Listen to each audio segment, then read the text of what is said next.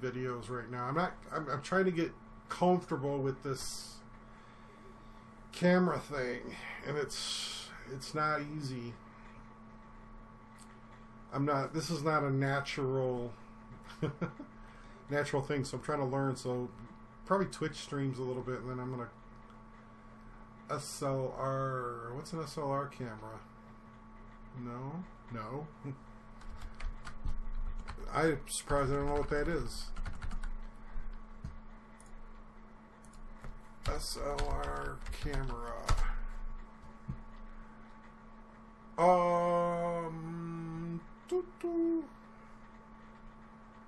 Shop for SLR. Single lens reflex camera. No. I am not using an SLR camera. I'm just using a webcam, man. I got a pretty good webcam I still got a couple really good webcams I had at the shop.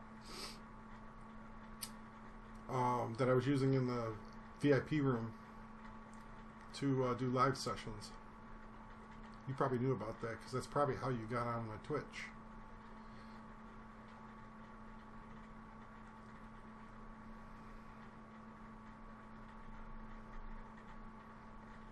Yeah, the quality. You should have seen it yesterday, Reborn, because I was trying to run it through Wi-Fi. Oh, really? Wait a minute. So you were... Before I even had the shop open?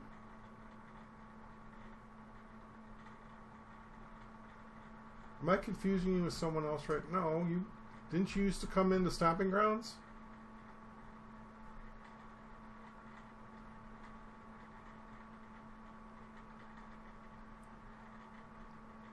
Okay.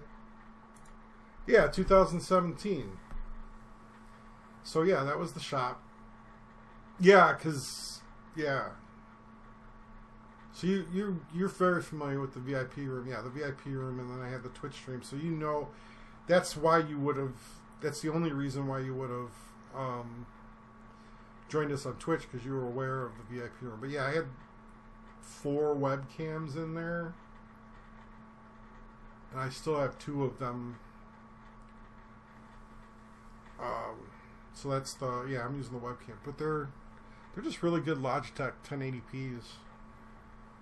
Still working adjusting the settings and stuff. I don't know if the blue screen is, or the green screen is working. Yeah, it's a little blotchy. I need better lighting is what I need. I don't... Oh, you were there? That was Memorial Day. When's Memorial Day?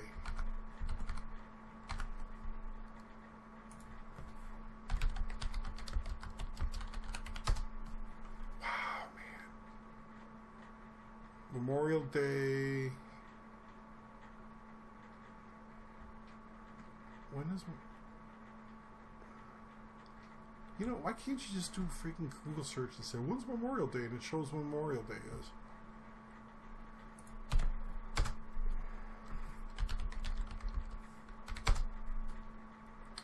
May 31st is Memorial Day, so the last day of the month. That will have been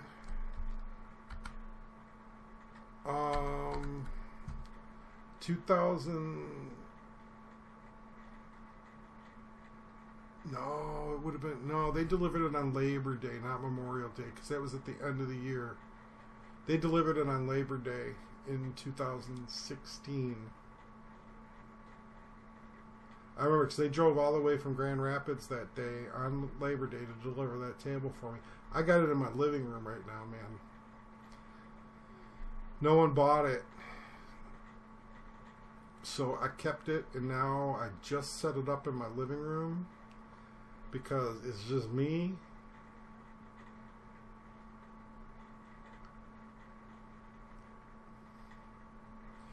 Yeah, I'm sure. Sent you my name on Twitter. Yeah, you told me yesterday your name. Yep. I met a lot of people, man. That 4 years we were open. Oh, did you? I didn't see Whisper. Let me look.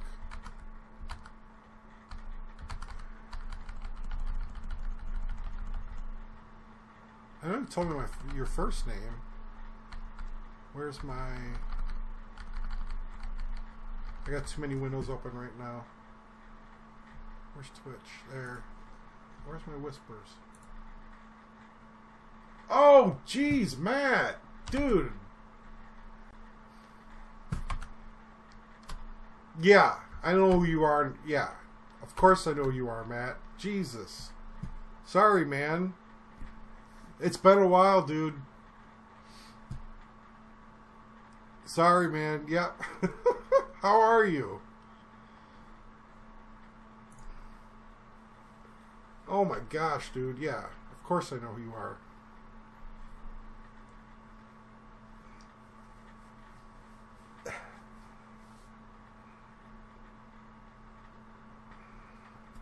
Jeez. I didn't realize that you were Mr. Yeah, no, it's all there now.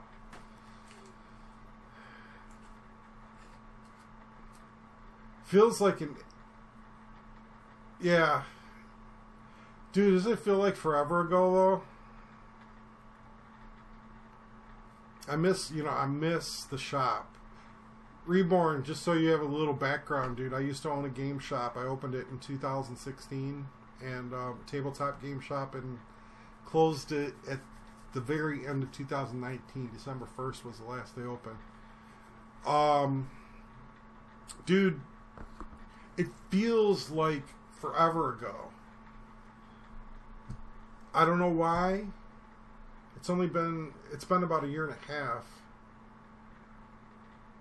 It feels like forever ago. It feels like a lifetime ago. Yeah, man, you came in all the time before. Yeah, well before we had. Remember the we called it when we had the alien autopsy room. When we still had the plastic hanging down. People were gaming behind the plastic. Ultimately, it sucks, man. Ultimately, yep. Yep.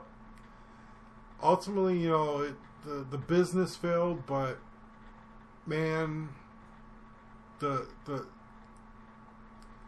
culture, the friendships, the community, that was all a huge success, man.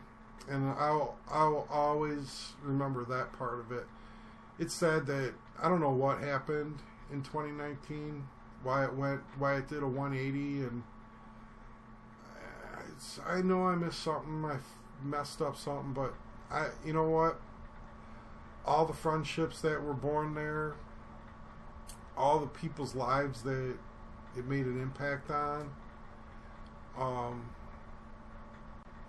that's all I'm going to remember about it. I'm sad. I miss it. I don't I don't miss working 70 hours a week, but I miss the shop. Just never could, for whatever reason, I could never just get it kicked in gear. Well, it was kicked in gear for a while, but it just, whatever, I don't know what happened, man. 2019, man, it just did a 180. I think one of the reasons is there's a lot of stuff that I did. I mean, a lot of little things I think probably piled up, but I think a lot of people, man, because a lot of people got back to work in 2019. Yeah. But 2019, there was a noticeable takeoff, and I think a noticeable drop, and I think a lot of people, so many people got back to work, were working in 2019 that they didn't have as much time to come in. I know it sounds like game shops are when the economy's doing well, and businesses are booming and people are at work, game shops don't do as well when the economy's booming. People go and do they if they've got more money in their pockets, they're going out and doing bigger things. They're going to, instead of going to the game shop, they're going on vacation to Disneyland. They're going to Cedar Point. They're going to do bigger things. They're going to the bars. Gaming is a cheap hobby for most casual people, man. You can buy a game for $50, $100, and you get to play it every Friday, family game night, and you don't need to spend. You can spend $100 and it lasts you a year, dude. It's gonna last you longer if you buy a couple games. Spend $100, buy a couple games. You're set, man.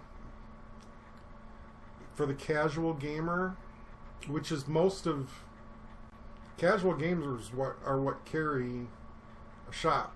You know, you're gonna have your dedicated people, but the casual gamers are what carries the shop, what carries the business. And when your casual gaming influence, when your casual gamers stop coming in for whatever reason, that's when you take the big hit. And I think that's what it was. The casual gamers weren't coming in anymore. The regulars can't carry it by themselves unless you've got that many regulars. And, you know, being open for 3 years, by the time when that started happening, that didn't have enough regulars to carry the shop.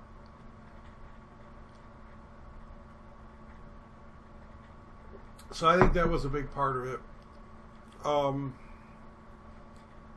Yeah, but gaming is a cheap hobby, man. It's so different than when the economy's tight, when your wallet's tight. And, people go camping, man. You watch and you see like Coleman sales go through the roof when the economy's down because camping's a cheap vacation. So it kind of has that parallel.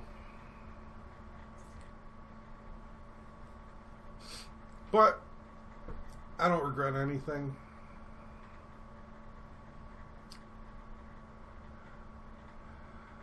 No, you put the close quote after the period.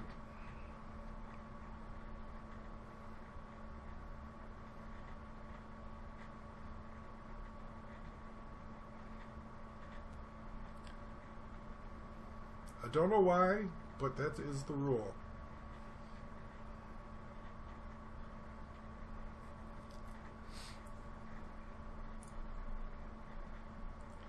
My pleasure.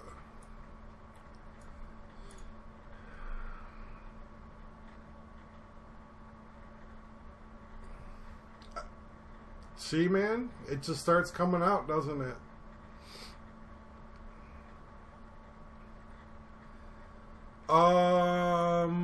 I'm going to be looking for players soon. I would like to run one in person and potentially run it online as well. So I haven't put the call out yet.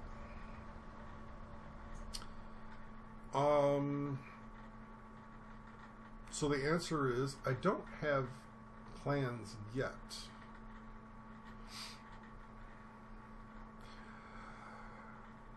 The online one, I hope to. It's going to be up to the players, not just me. So if the players are okay with streaming, then I'm down with it.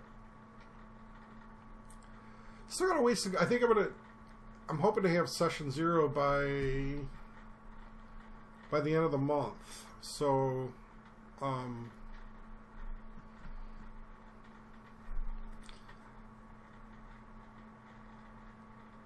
don't know if it's. I'd like to stream it. That's something I want to do. So I hope so.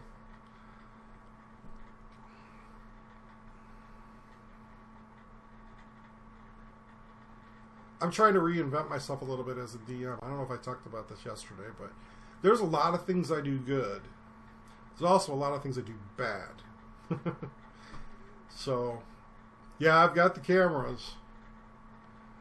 I got at least 2. I think I might have a third one in there. You can always get, they're cheap. I think I only need 2 cameras if I'm gonna. It doesn't have to be. I don't know. We'll see. I still have that computer. I still have that computer too that I was using for streaming. So, but this I'm kind of do you know the concept behind this campaign, like Frontier America meets D&D? Like I can't find anywhere where anybody's really any campaigns or stuff that really have gone into it, that really delve into it. But it's like such a awesome genre for such an awesome genre. It's a perfect fit. Like 1650 America, still getting pressure from the British army. You're getting pressure from the French, and still pressure from the indigenous, the tribes. I don't know. I'm not familiar with Bloodborne. I'll have to look that up. I tried watching. I watched. There's the show on Netflix, Frontier, with Jason Momoa. Once I got this concept, I started looking to see what was out there to kind of capture and Frontier. I started watching it, and I'm going to keep watching it, but the story's okay, but the acting's really brutal. Jason Momoa isn't a particularly good actor. He's just eye candy. So I'm trying to force myself through it just to get the theme of it, but yeah, I know it's like Dark Souls, but yeah, it's dark and grim. Yeah. I know the concept of the game. I just didn't know the theme of it. But it's definitely something I kind of want to. Part of me wants to do, like, they have what's called a hex crawl, which has been around since even before D&D. And maybe I'll have to look it up then. I gotta sneeze. But yeah, I wanted to kind of have a hex crawl to some extent, but I don't want it to be completely I go northwest. What's in that hex? I don't want to do that. I kind of want to do it more point to point. They call it point crawl.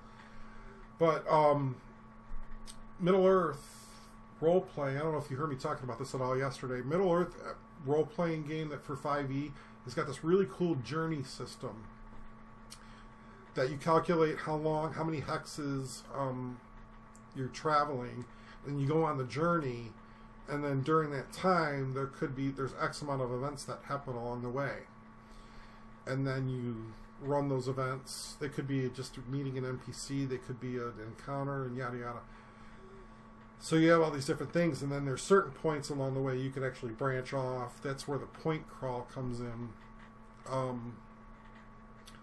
But the object is to explore this untapped land. Obviously, it's not untapped. There's still indigenous life, indigenous civilizations, but it's untapped as far as your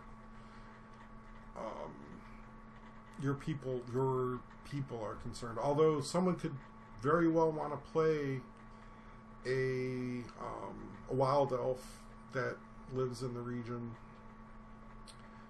or a half elf from they could have been born there, or half orc, or I think if we get far enough past the mountains, I think I'm going to introduce like the Aztecs, but I think there'll be a lizardmen tribe. Yes and no.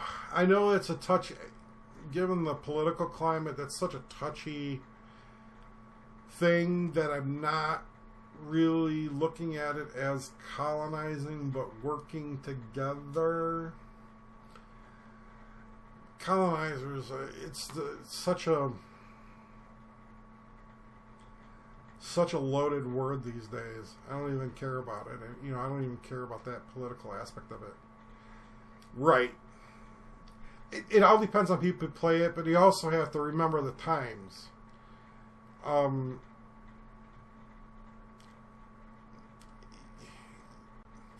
You remember, it's such a hard thing to grasp. You had the people that were coming to America for the most part. England had just gotten over a civil war, so you probably had this really split faction already in England and Europe. These people were trying to get away from England. They were already trying to get away. And then they had nowhere to go until, they did have somewhere to go. But then you have this whole new civilization, and you're fighting for your survival on one end from your homeland and trying to make a new home for yourself in this untapped world. And then you have the indigenous, you have the Native Americans, which all this stuff was was beyond comprehension for the most part to them when they first arrived, when like Columbus and yada yada and everybody first arrived. All this stuff was mind blowing, right? You can't even comprehend it, and then you try to factor in just the sign of the times and stuff. What do you do? It's not like now where they could just go to the Native Americans and claim asylum. That wasn't a thing, right? And even if it was a thing, it wasn't a thing with Native Americans to an extent. And the Native Americans were, that talk about tribalism. They were such a, they were at war with each other a lot too. It's just a different time. You can't put today's standards on stuff that happened 100 years ago or 200 years ago, let alone 500 years ago. You crazy? You can't do that. Can't do that to people. Yeah, cancel out all of history because of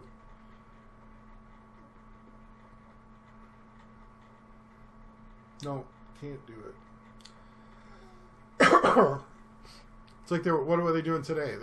Russia was they were accusing Russia of, like, they had this military display in, so like they had this big thing where they march through Moscow and the tanks drive through the old tanks. Good job, man. Yep. That's how it works. It just starts happening.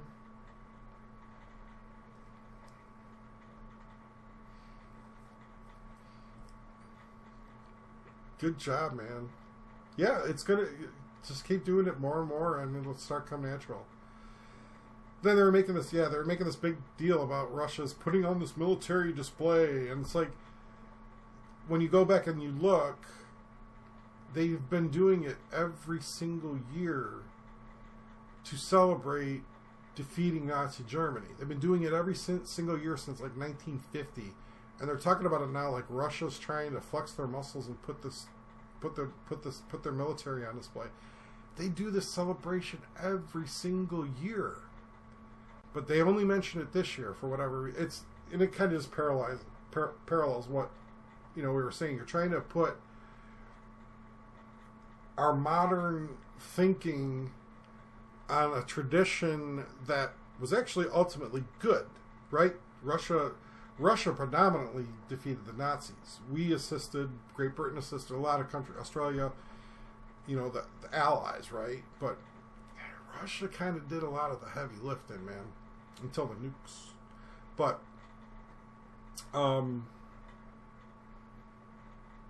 you can't.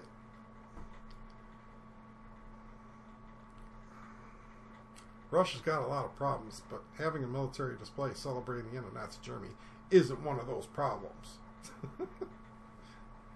I think that's a little to try to make it, to try to politicize it, say, look how bad Russia is. They've got enough They've got enough stuff to be pissed at them about, to not have to make stuff up. That's my rant. That's my political rant for the day. Yeah, Reborn, man. Just keep doing it. If you got new ideas, just pop them down, or go back and reread it and go, oh, I could do this, or I could branch off here, or clarify it here.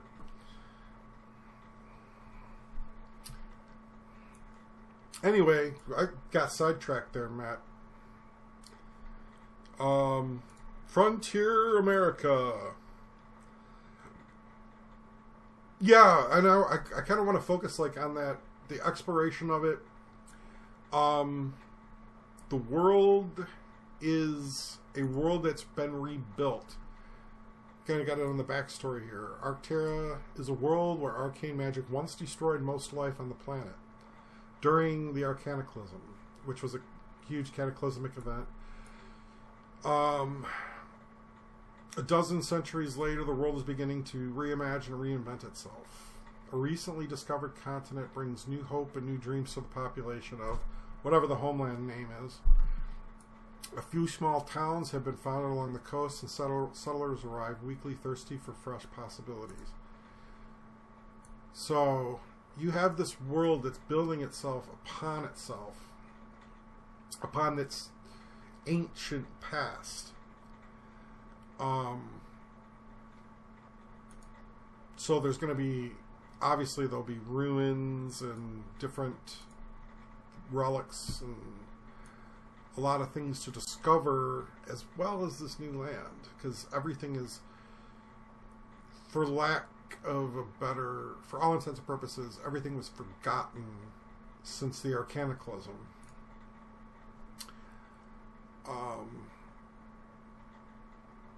I mean, it was a dozen centuries later. That's not long enough. That's only 1,200 years. A dozen, supposed to be, I can't spell millennia. Dozen millennia. Millennia is 1,000 years, right? So a dozen millennia. 12,000 years has passed since the Arcanaclysm.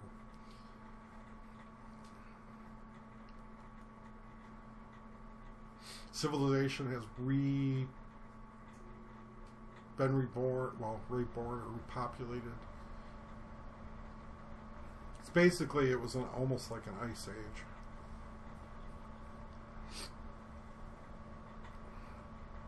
And the history behind it, man.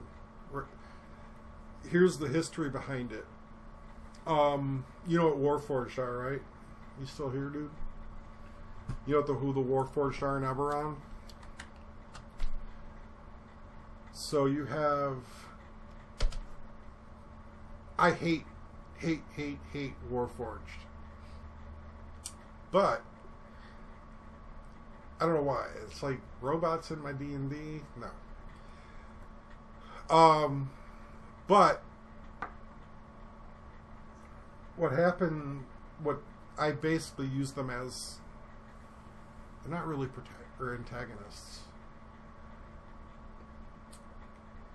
Magic ultimately was, at one point, magic was popular. Magic was a huge presence in this planet. And to the point where it was corrupting, power, the underlying thing is power corrupts, right?